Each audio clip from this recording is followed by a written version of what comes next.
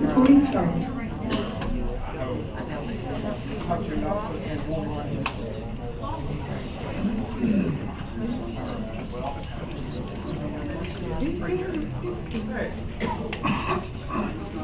Yes, sir.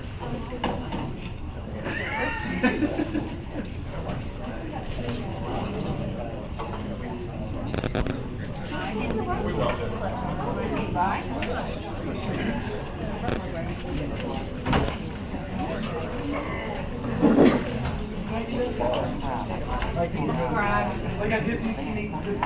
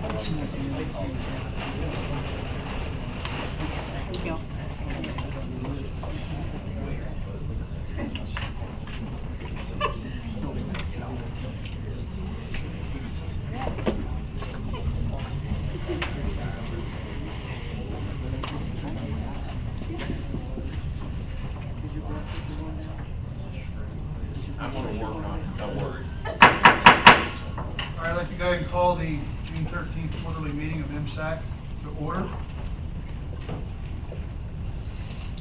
EMSAC members, there was discussion at last meeting about people not being able to hear us because the room is so full and we're spread out in here. So there have been mics placed in front of you. You don't necessarily have to wear them, but if you reach over and turn them on, just so in discussion, people in the back can hear. If you folks in the back can't hear, please speak up, let us know, and we can turn the volume up a little bit. Shirley, can you hear right now? You can stand to be turned up a little bit.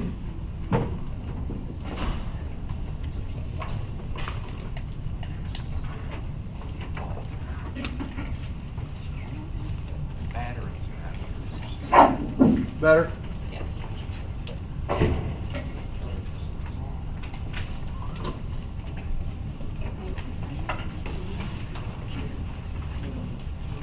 Okay, all committee members have had, got the mics on, there you go. Got a battery on? Battery?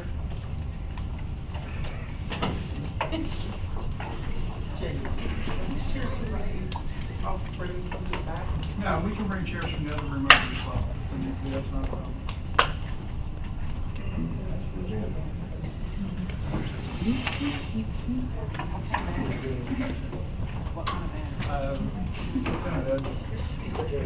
Yes. Test.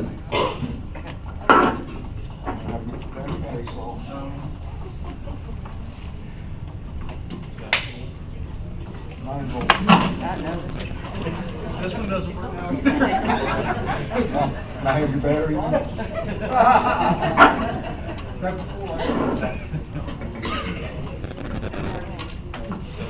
Did it? All right. I didn't hear. I'm deaf.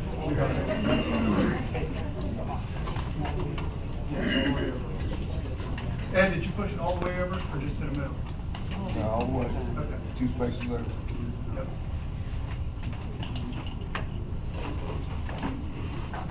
LED's not on, check.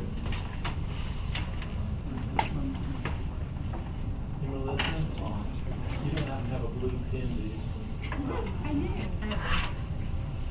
Check. State issue. State issue. All right, I'd like to go ahead and do roll call. Ed Hicks, Present? Connie Hall, Jeff Cady, Marcia Knight, Jim Krantz, Here. Lisa Ruckey, Here. Gordon Mary, Here. Steve McIntyre, Here. myself, William Weiss, Here. Paul Seaman, Here. Donna Stewart, Here. Richard Rock, Glenn Satterfield, Here. Nancy Cartmill. Present. Okay, we have one absent, we have enough for a quorum. The agenda was out on the website, everybody had a chance to review that. Minutes of the last meeting were distributed to the committee. Any discussion on the minutes? If none, I need a motion to approve. So moved. I have a motion and a second. No further discussion? All those in favor say aye. Aye. All opposed? Hearing none, motion carried, minutes accepted from the last meeting. We'll move into reports of the chairman. And basically what I have, there's been no more contact with legislators as far as EMSAC is concerned at this point. They've been obviously very busy trying to get a budget together. We are doing a great job of working together to make EMS united. And that was one of the things that I harped on at the last meeting was, you know, we can all go different directions or we can decide that our industry needs to go the same direction. And I've seen a lot of people pull together to try to get this thing going in the right direction. That's huge, and that's a big difference that we're seeing in the state. Not everybody's happy, and I understand that, but we are moving in that direction. We're addressing issues as they come up, and I think we're, in most cases, we're getting pretty quick feedback and pretty quick implementations of things to address those issues. What I really like about the structure and the way we're moving right now is that groups that didn't previously always work together are working together. The coalition, the Office of EMS, Air Medical, a lot of relationships are being built. A lot of relationships seem to be being built on pretty solid ground right now, which is a big deal for me, and I appreciate everybody's effort in doing that. New format seems to be working well. We're getting a lot of discussion out in committee, and we're able to get things addressed in committee, bring them to EMSAC. We will make votes, and we will continue to progress and continue to move things through instead of spending our time in EMSAC hashing out all these things and really not getting a solution in an appropriate amount of time. And the last thing I'd like to say is that we had 2 subcommittees appointed at the last meeting. One was to address certification and recertification, and one was to address what was the EMS officer program, which is now turned into a more of a business administrator for EMS type program. Those 2 committees worked their butt off in the time frame in between meetings. They put a lot of time, a lot of effort, a lot of travel in to meet and get things accomplished. We have presentations from both of those at the committee meetings today. So again, that just shows people are pulling together. I mean, we have people from all over the state that were doing conference calls and things like that to get these things going and get them moving in the right direction. So I'm very thankful for that, and that concludes my opening statements. So, from that, we will move to reports of standing committees. Special interest is I'd have him chair that committee. I would like to have on the next one, to say special interest, comma, CP, CCT, et cetera, because that's the criteria that was mostly covered in today's meeting.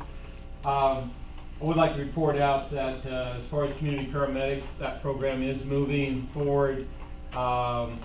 Most the protocols, the MOUs, the equipment list have all been submitted and approved through draft at the Office of OEMS. They are not published or sent out, but I believe, and Dr. Mills can correct me, but I think MPCC has approved most things. I mean, we are moving forward with that process. Again, for a brief overview, the state legislature was passed in 64 CSR 48 for 6 different pilot projects. That's not 6 squads, that's 6 pilot projects. So anyone in the room that is interested and wasn't at the meeting this morning at 8 a.m. where we went into detail, I'm going to give you one email address, which is kind of the key to it all. Dr. James Mason, his email is buzz.mason@gmail.com. He decided to create a email especially or specifically for community paramedicine. He is the one that is leading this very large coalition, and to get MOUs or to look at your particular squads and what you want to do or where you're at in the state, that'll be kind of the one stop shop for all of that. And the next meeting will be July 11th at Kanawha County. It is on Scopia. You can call in with teleconference. And again, we are working on payment and reimbursement, and there are vendors, our payers, I guess I should say, PIA, even the Medicaid HMOs, even some of the insurance companies. Everyone seems to be getting in line. Is it a finished product where you could start up and get reimbursed and tomorrow? Probably not likely, but that's where this program is at. I think that the hard work has worked up to this point, and I think that we are ready to start getting some agencies out there to start implementing it. So for those that want to get on board, now would be a good time in your part of the state. I think most of the sausage making is over, and hopefully the product is there. I think it's flexible enough that people can do it at each level of what your community can sustain. Any questions for that from the group or anything else, Dr. Mills? I think that we're moving forward with that process.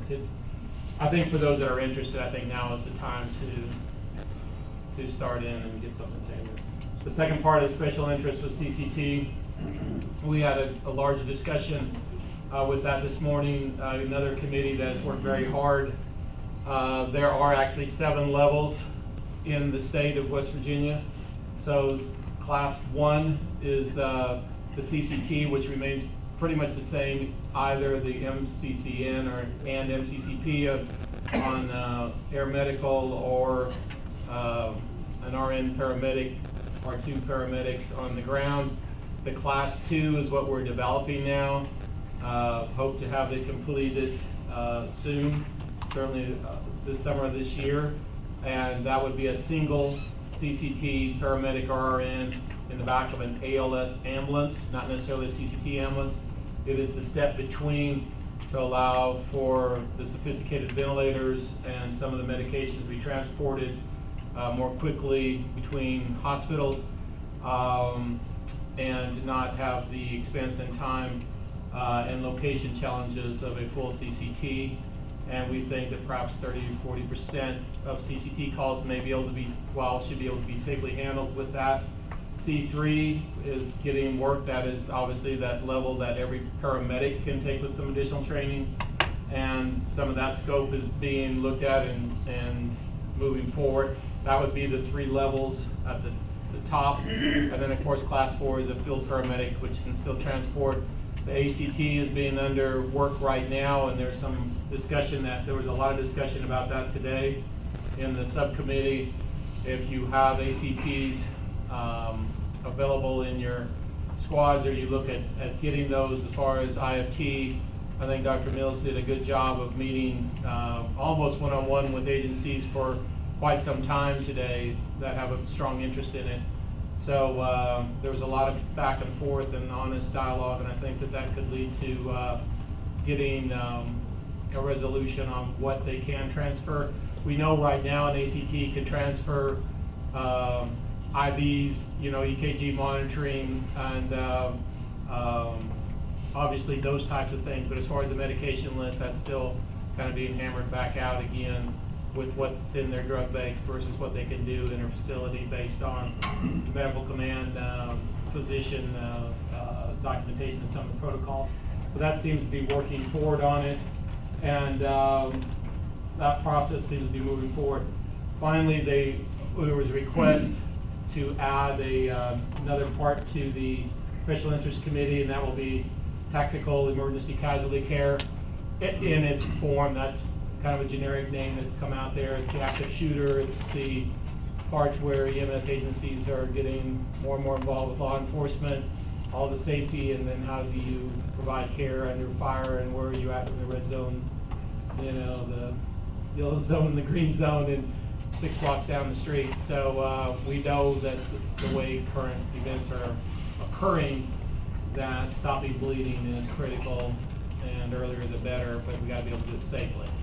Now, with that, any questions from those individuals? What I'd like to do is anyone that was not at one of the subcommittees, this was the 8 a.m. meeting, and perhaps people weren't there, if there's any questions from the EMSAC, because not everyone in the EMSAC was able to attend that meeting, or from the audience, I'd certainly entertain any questions to clarify any of those reports. Anything else you want to share or point us off this? Hearing nothing, we finished, Paul? Yes. Okay, we will move on to the admin committee. Connie, if you don't mind, I'll start that out with we've been talking for quite a while now about an EMS officer program, and that has taken multiple forms. And what we looked at was, what is the need, and why are squads failing? And when you look at the fire officer program, they all start out with tactics and command and control aspects. And that's not really our issue with EMS. Our issue is we have squads that are closing their doors, and we need to know why.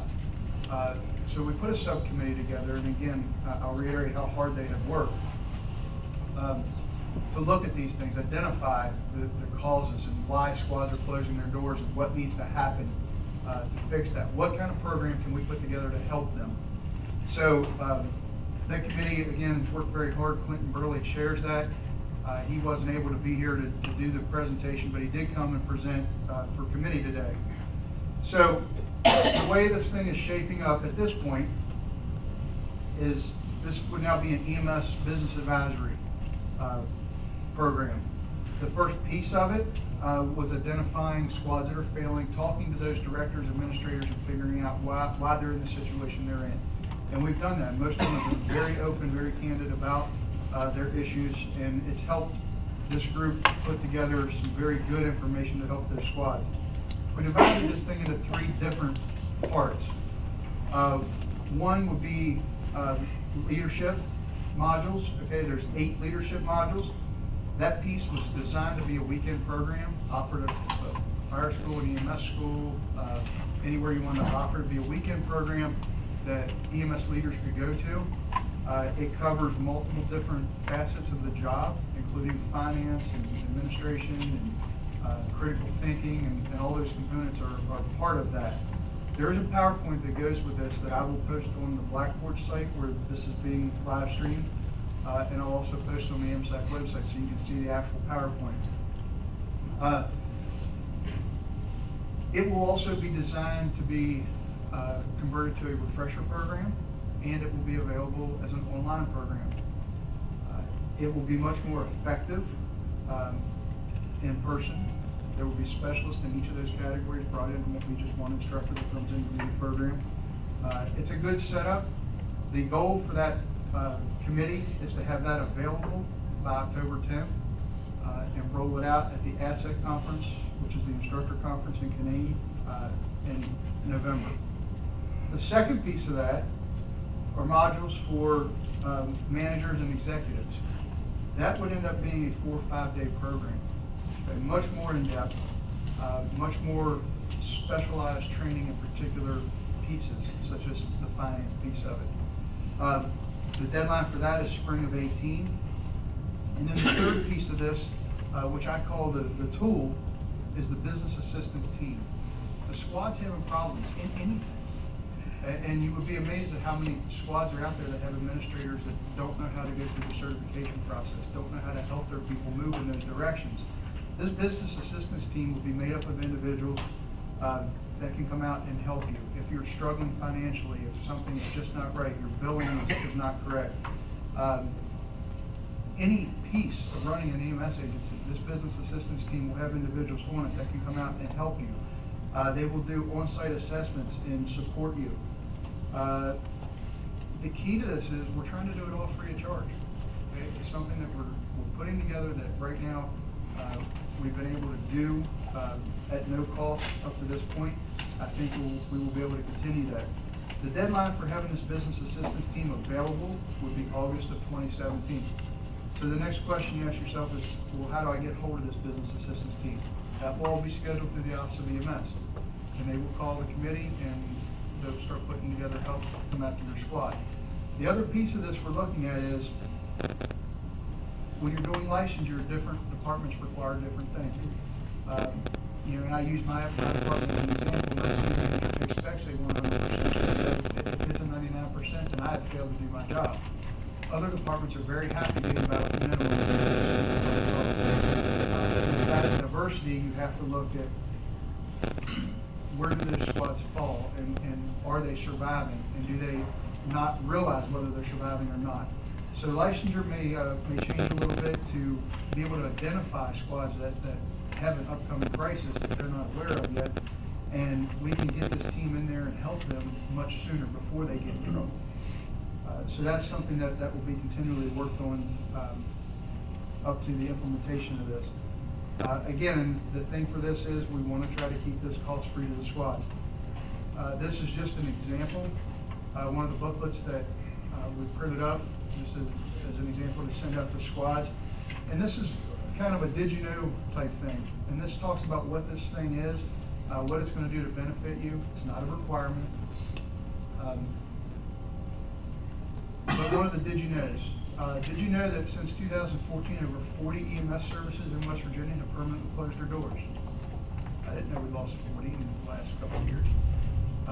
And this whole book is full of that type of thing. So I have it, if you want to look at it, you're welcome to. But there's definitely a need for this. And I will tell you, in committee, there was a discussion that came up about tying this to an administrator certification. That was met with some resistance. You know, this was an issue that occurred long before the current administrations were in place. Dr. Tierney had made a promise to create a separate certification for administrators. And that's kind of where we're at with it, and that's why we thought this program would be something that could be tied to that. But we can always look at going a different direction. So with that being said, I will open this up to comments and concerns, and see if anybody has any questions about it. Maybe I'll motion that no certification level will be for EMS administrators, just have a certificate of completion at the end of the program. So Donna's motion is that we do away with the suggestion to have a separate certification for EMS administrators, and we simply give them a certificate like everybody else for completing this particular program. And I will say that the piece I didn't give you as well is what came up today is, can we tie this to national recognition? And the committee is going to take that and look at what they have to do to make that happen. So we have a motion on the table. I have a motion and a second on the table. Is there any discussion?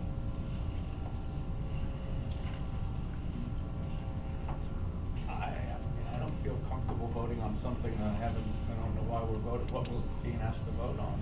So I'm just saying, I don't know if I know enough about that to say I'm supposed to be voting with it or. So the idea, and I'll try to give you a shed a little light on it. The idea behind creating this program was to help squad. I already got that part. We have a motion not to accept that. We have a motion that says it's not, that we're just giving out a certificate. So it's a voluntary program. What are we voting on?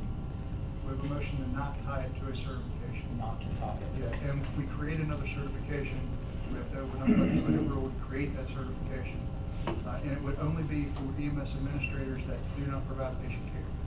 So we're talking about something that would affect very few people, and they're already getting a certificate that says they completed. So the subcommittee that did all this work were recommending that it was tied? No. No, Dr. Tierney, who's no longer with the EMS, had already made this recommendation. I see. I understand now. Dr. Tierney promised a lot of things, so I get it. So we have a motion and a second. Is there any discussion? Yeah, any such certification would not be mandatory, correct? If there was an actual certification attached to this training. So what is the con, I guess, to offering an actual certification? The con would be opening up legislative rule and adding another certification, which, does that involve a fee? You know, we'd have to look at it, but, you know, every other certification involves a fee. And is there any benefit to it? It would require not only a curriculum, but testing Perhaps recertification and fee structure, and then whether it's a requirement or not. Versus if you're getting a certificate for a specific program, then it's kind of an optional situation, or at least it's starting out that way. A lot of extra stuff involved. For no fee?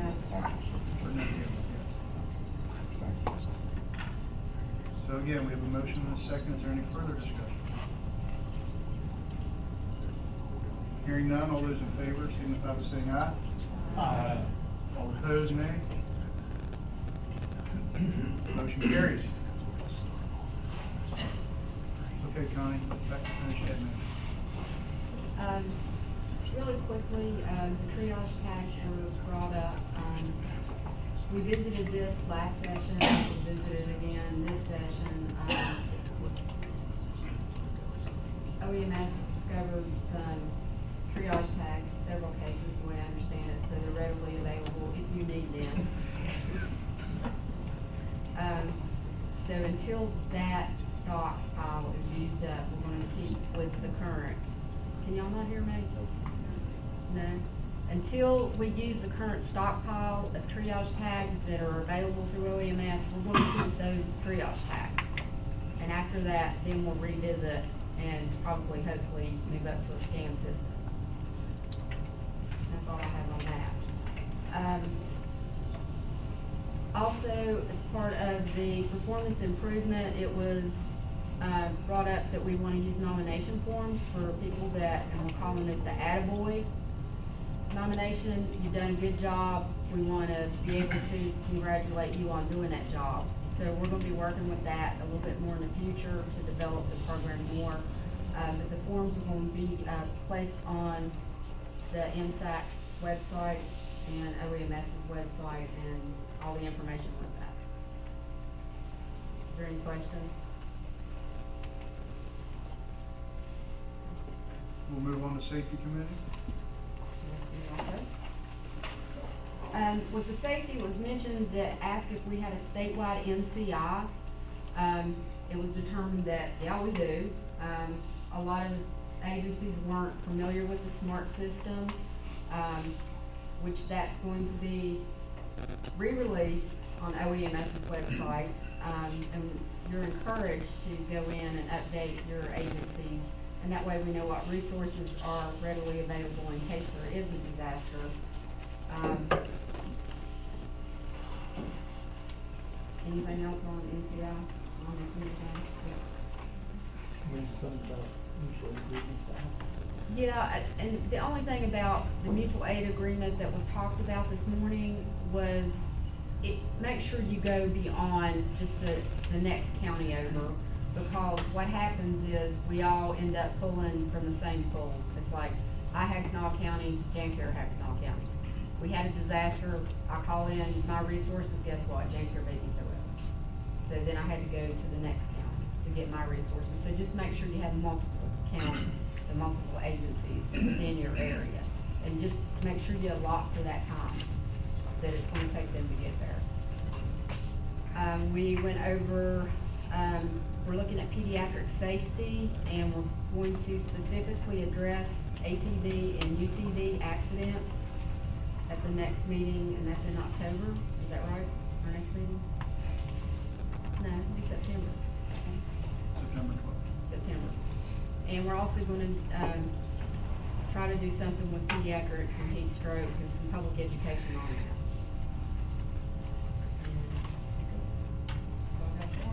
Any questions? Okay, moving on to policy, procedure, and protocol. So I'm the chair of that committee, and I'm going to refer back because most of these protocols, in the future, they may come back to CP and CCT, but we did address those already, so these are going to be more for ALS. There's a couple of policies that did come out from the OMS office, and so either Jamie or Dr. Mills can address as far as the RN to paramedic and the the air medical landing in hospitals, and a couple other policies that are going to be coming out. So the RN to paramedic policy was written, it went to MPCC, was approved, went out for 30-day comment, and was readdressed and is now published. And Dr. Mills, you want to follow up on how that's going to take place and the time frames? Any RN to paramedic course that's currently being taught, this new policy does not apply to. And the policy will become effective January 1, 2018. So anybody that's currently in a course, this does not apply to any RN that is currently in a course. This does not apply to an RN that takes a course that finishes before January 1, 2018. If a course starts in, say, December of 2017 and doesn't finish until February 2018, then the course will have to comply with the new educational standards.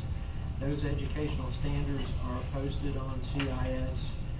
They were included within the policy, but we pulled it from the policy and made them a CIS course. Basically, the only change is that we're adding extra airway management hours, and we're adding hours to teach EKG for RNs.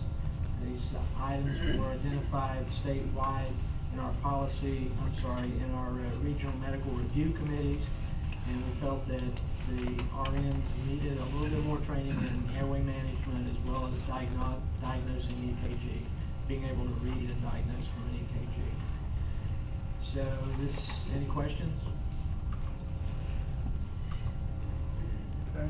The next issue in EMSAC members in your packet, you'll see want to start with University Healthcare.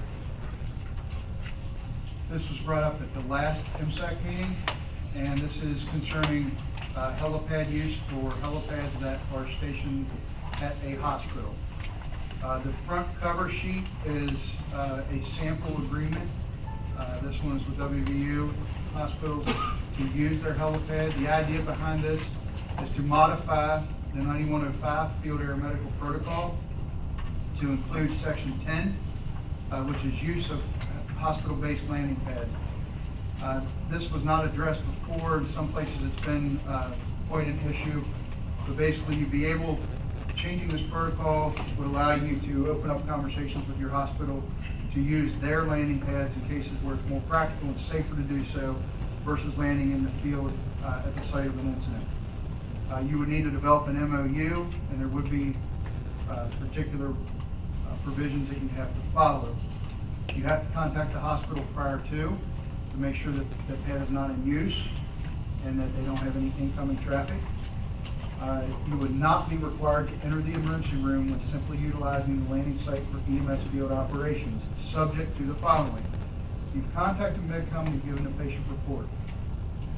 The patient has been determined stable, evidenced by an easily maintained patent airway with or without an airway adjunct, vascular access via IV or IO, and a perfusing cardiac rhythm.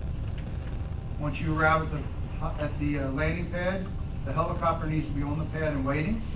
It needs to be in view Or if you have communications and they verify that they will be there in less than 2 minutes, you'll still be exempt from going in the ER. If the helicopter becomes delayed for any particular reason, then you would need to go ahead and take your patient to the ER for stabilization. It's simply an addition to that particular protocol. Jenny Warren provided me with a lot of information to research. EMTALA was one, the CMS manual is the other. They are both here if anybody would like to look at them. But this is not a contraindication to anybody's guidelines to move forward with this. It is perfectly acceptable. It does not activate EMTALA at all. So with that, the next process, should this go through this committee, would be to go to MPCC for approval, and then it would also go out for 30-day comment before it will become active. So if we choose to do that, I'll make a motion to move this forward.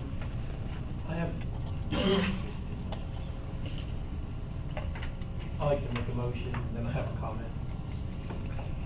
Make the motion approved. One of the things I'm just looking at, if you look at the practicality of this, we've got 150 or 200 agencies going into 55 hospitals.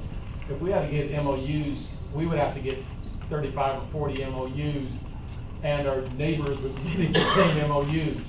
Is there any possibility we could get kind of a standardized MOU that, you know, we could kind of tag multiple agencies on? Because if you looked at, I'll take Raleigh General, there's 5 EMS agencies that would be using that landing site, although I'm not sure that's the one we'd be using. But you get the idea that if it's standard, and I love all the work you've done, I'm just trying to figure out if we have to go out each one, or if there's, I keep looking at the but I don't know, this looks like it's so standard and so straightforward. I'm wondering if there's a way that we can kind of just print something off and go to the hospitals and say, hey, can we have one meeting, get all the local EMS agencies in Marion County together, and everybody just kind of have one signing. And you probably could. How you obtain that MOU would be completely up to the departments. And I think so. I mean, this one I gave you because this has already been through WVU's attorneys, and this is what they agreed to. So I just wanted to give you something Sure. as a sample of what you could use. I think you could, you know, modify that to whatever they agreed to and put multiple agencies as part of that MOU if you chose to do it that way. And the MOU is, everyone feels that that's required beyond the protocol, that you would have to have that separate, is that an EMTALA issue, or is that? We did it because the hospital required it, and Okay. basically because they wanted something in writing saying you're not going to try to land a helicopter at this facility if we already got something here or something's coming in. They want some kind of preset agreement saying you're going to call us first. Would it not make more sense for the MOU to be sent from OEMS to the hospitals? And it would just be an all-inclusive for the EMS agencies? And then that way, all EMS agencies doesn't have to gather and sign the MOU with the I think hospital? the issue with that is going to be certain hospitals may want other things in their MOU. And that really needs to be an agency. That's just kind of like your mutual aid MOUs. I mean, you know, WMS doesn't really have a dog in that fight because everybody's going to want something different. And do you think, and Jim, you think that's the way it would be? Absolutely. You don't think there's any way we could get the hospital associations to look at a standard? The best start is just to do what you just did. Start with the template, and this is pretty good, I agree with you. And it's going to be up to the agencies to go to the hospital, not the hospital to come to you all. They're not asking for anything. So that protocol, this template would go through their legal process and either be signed off on or added to. And then each agency is going to have their signature on it. How do we know that one of the agencies decided not to show up, one of our distress groups, and the next thing you know, they're doing something that they didn't even know they weren't allowed to do? So, yeah, I don't see any shortcut through this process. Other than I think it would be very wise if 5 people are serving Raleigh General, that all 5 get together and present.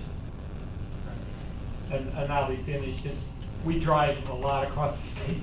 I think we'd have to get in most places, because if we're going down the interstate, we wanted to divert, you know, to intercept with air medical we're talking about a good number of facilities, but Mike Thomas looks like he's eager to get on. Well, I think the key, Paul, even though you might have to get a lot of signatures, it doesn't mean you have a lot of protocols to do. Sure. Once Raleigh General had their protocol, now it's their protocol, and they're handing it to you for your signature and approval. So you're just gonna have to get somebody in each area to at least take the lead, if not coordinate it. We can do that. Yeah. We'll do that. Okay, Paul, did you make a motion? Yes. Okay, I have a motion on the table. Do I hear a second? I have a motion and a second to move this policy forward to MPCC for their approval. Any further discussion? All those in favor signify by saying aye. Those opposed, nay. Hearing none, motion carries.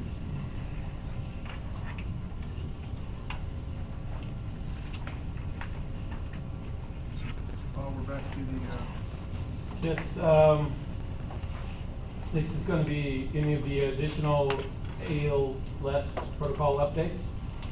I'm not sure, I think those are the two major situations we have in the protocol and policy updates. We had a discussion that came from ACT as far as inter-facility. We mentioned it briefly under the special. That again is something that Dr. Mills and the OMS office is working directly with agencies on. I don't know that we have, if I could refer back to him, but I don't think we have a final policy on that or a motion or anything today, but I think it's going to be going back between the Office of EMS, the ACT agencies, and MPCC. But it was a lot of discussion about the interfacility aspects of what an ACT, or that intermediate between EMT and paramedic, can do during those transports, and protocols from 2008, 2009 versus now. And I think that's going back to committee to be looked at by those parties involved, and hopefully we'll have a resolution on that, with clear direction as soon as possible. Any other comment on that issue? Just, it's gonna have to be looked at by legal before we can do anything. Right. I believe that's all. Okay, before we move on, EMSAC members, I failed to mention when I was talking about the Business Advisory Subcommittee, there is a paper, two-sided paper in your packets that simply go over the minutes of the last meeting and show you what is in each of those levels that I described. So you can have that to take with you. I just forgot to mention that it's there. And we're moving on to training committee updates. EMT recertification and testing. Melissa told us she had not heard back from the vendor yet for we talked about potential online testing. She's not heard back yet from the vendor, so Jonna Hess from the Office of EMS can still administer recertification exams. If that's something that you need right now, you can contact the Office of EMS and set that up. We had talked about in our last meeting, potential online testing, buying an access code, going to a testing center and taking the recertification test, but we have no updates on that at this point in time.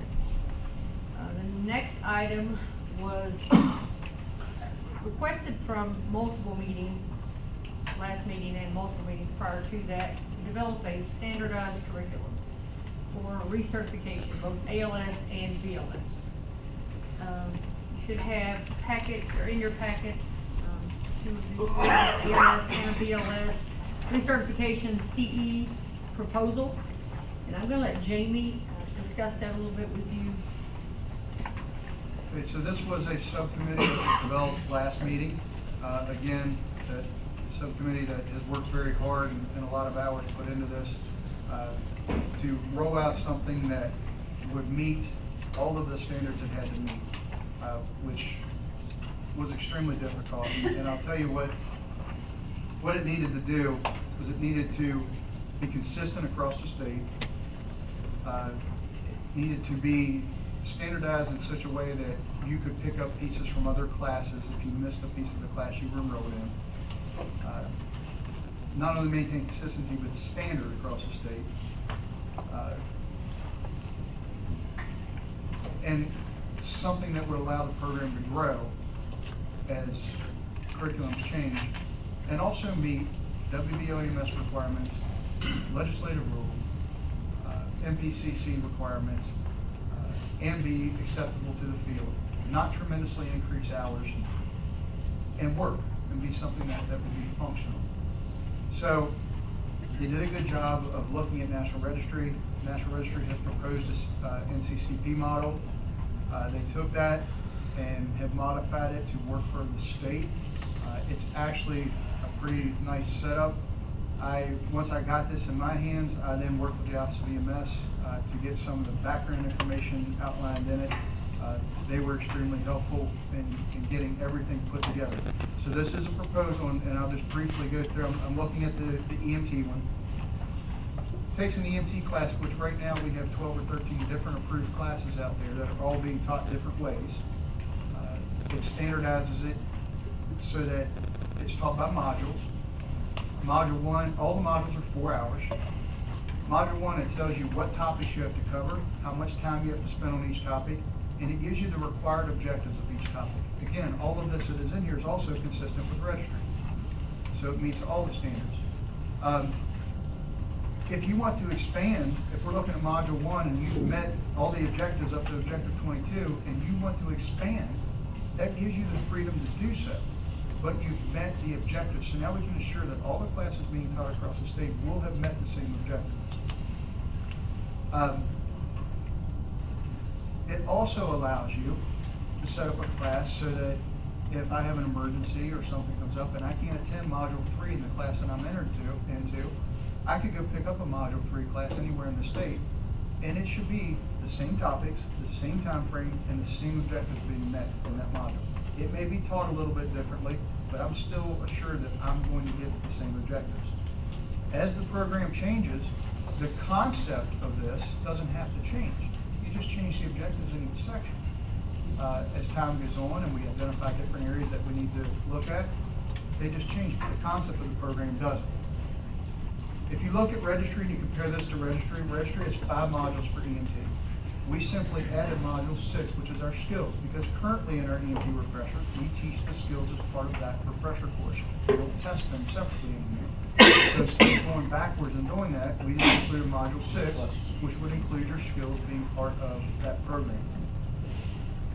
So the way this works out on the back page of that, you can see our current requirements